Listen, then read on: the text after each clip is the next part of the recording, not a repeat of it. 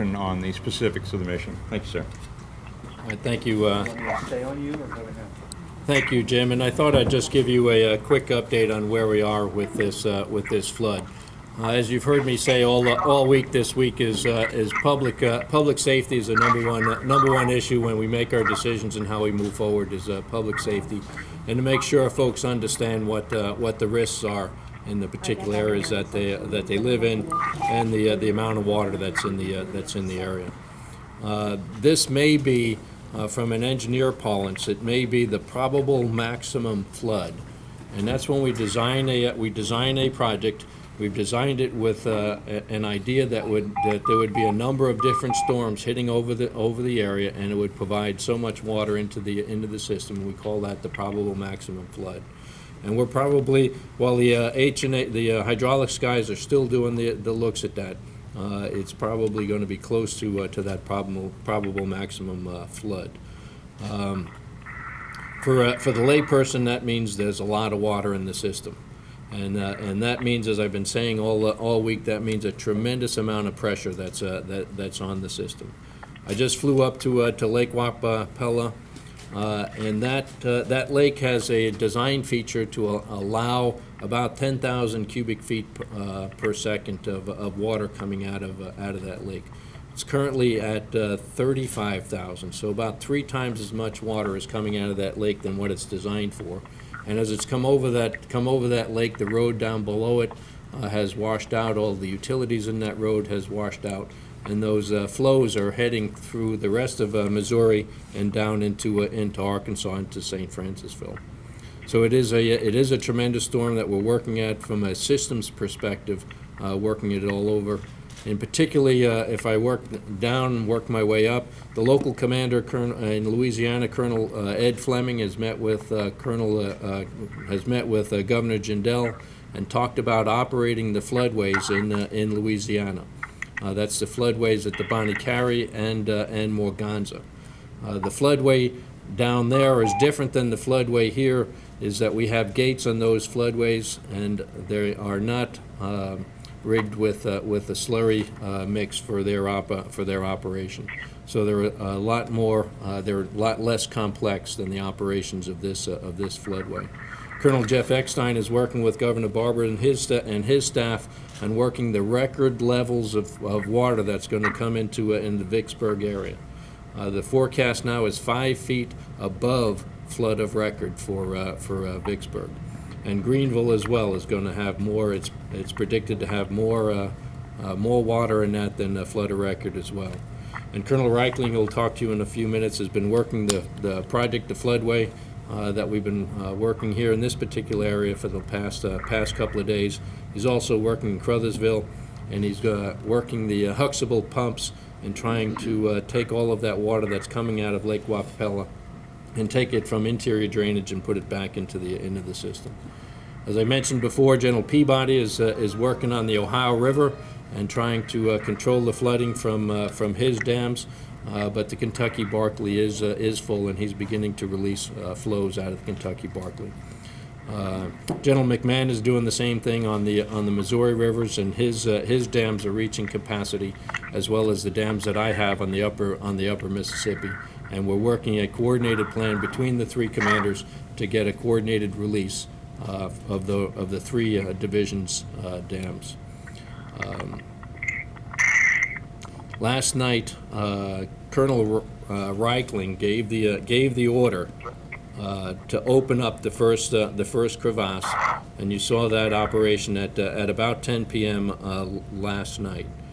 Just before he gave that command, he started to reposition his folks to move downriver. So the first crevasse is up here.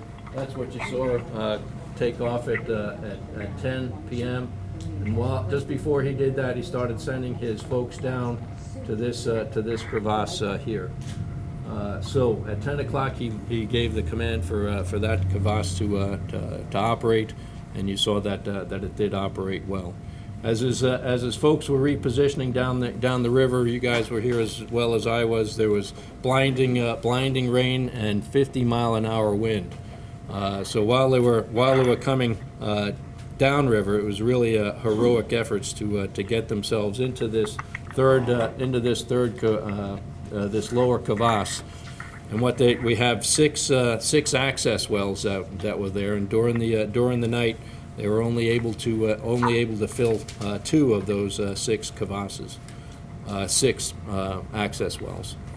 They weren't able to get the other 4 because the other 4 was flooded with all the rainwater that was coming down, and Colonel Reichling and his team had to wait for another barge that was trying to make it downriver in that 50-mile-an-hour wind with the surge pumps to empty out that well.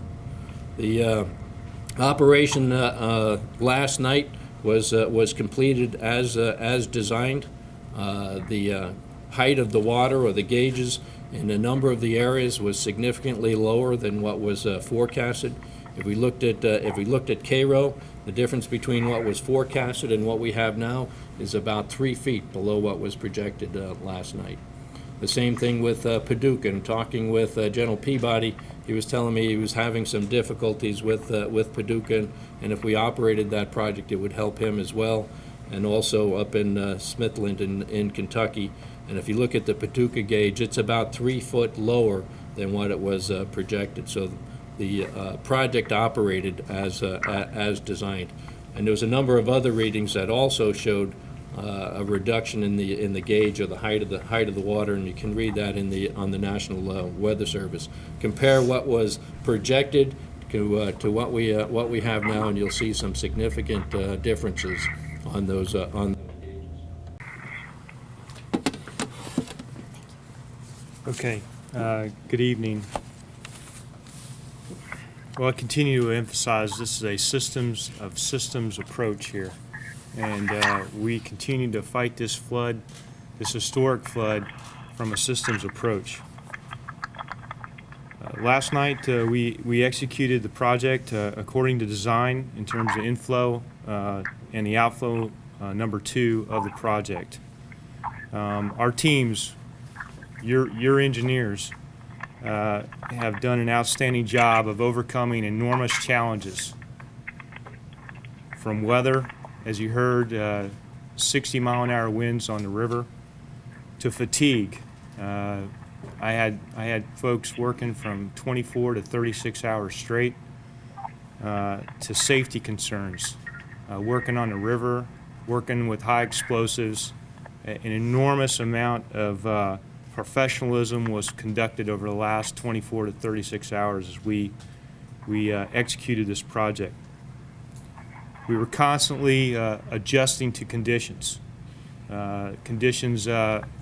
Mother Nature threw at us were severe, and it kind of reminded me of being a combat engineer back in the day at the National Training Center, as we would try to put in an obstacle, and invariably we would always have rain, and it was not just drizzling rain, it was the slicing rain that would hit you at the right angle, right in the throat, and that's exactly what was last night. As of after 12 o'clock today, I've ordered an operational pause. That pause is to allow our engineers to basically reconstitute, to catch up on some sleep, get a shower, and get a hot meal in their stomach.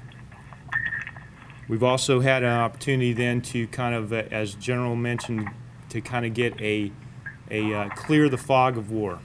A lot of reports, some of them true, some of them not true, and we had an opportunity today, as the rain cleared and the sun finally shined on us, to be able to get an accurate assessment of where we're at.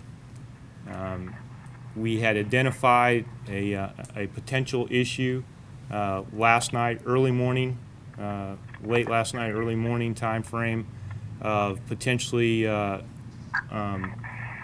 utilizing more of the slurry mix than we had anticipated. This comes as we're executing a plan that was hatched 30-some years ago, and we are putting it into execution for the first time. So we've had a learning curve over the first inflow and now in the outflow. What we have done is we have discovered that we were actually utilizing more slurry mix than was originally planned, and therefore we have currently had to look at other means to execute this project, specifically the outflow number 2 portion. So as of today, I've given the order to go ahead and procure additional slurry mix that we will be able to then pump into the pipes and execute the last of the outflow crevasses. I want to let you know that today I personally flew the flyway. I looked exactly at looked at the front line levee as well as the setback levee. I took enormous amount of time to look at the inflow. We've had our experts out monitoring how much flow was coming into the floodway, and right now we are looking at about approximately 396,000 cubic feet per second are coming into the floodway, and that was monitored at about 12 o'clock today. We are seeing about 3 to 4 foot of head at the inflow crevasse, so the project is executing as designed, and we are confident that it will continue. I would also highlight that I've had my chief hydrologist as well as all of the hydrologists in the Mississippi Valley Division taking a look at the risk associated to people as well as to the levees, and we have continued to come to the same conclusion that we see no elevated risk with only one outflow currently in place. We see no elevated risk in terms of the setback levee or to the risk to the town of New Madrid, the town of Hickman, Kentucky, or Cairo. So the project is executing as designed. We are overcoming the challenges that we are being faced with, and as I would kind of conclude, for our regiment, for the regiment, the engineer regiment, our motto is Essayons, and I would tell you that means let us try, and we are definitely living up to that today. Sir? Thank you.